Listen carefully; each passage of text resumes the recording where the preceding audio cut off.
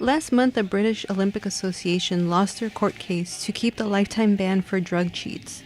The Court of Arbitration for Sport decided that the British Olympic Association's bylaws doesn't comply with the World Anti-Doping Agency Global Code.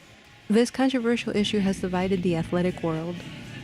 I think it's sending the wrong message about drug use. I think 2 years is a bit too short, especially for the Olympics. If you potentially could be busted for drugs and then still compete at the next Olympics, I think that's probably not the right message we should be sending to athletes.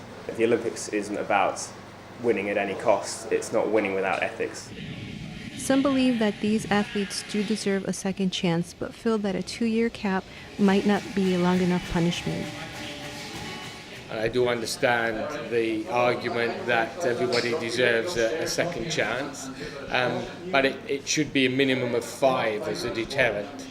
But again, individual organisations should be able to make their own decisions on how they select their own athletes. Not only has this topic divided opinions in the athletic world, but it has also divided public opinion as well. People should be given a second chance to, haven't taken drugs if they're free from drugs now. And there's no certainty that the ones that are competing haven't taken some drugs in the past either. So it's just that those athletes have been caught.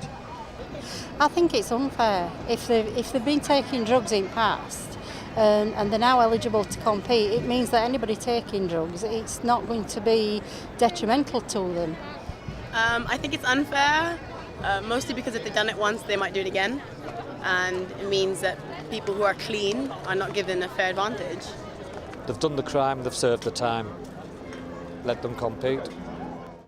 Driven to be the best and feeling the pressure of competition might make some athletes choose to use performance-enhanced drugs.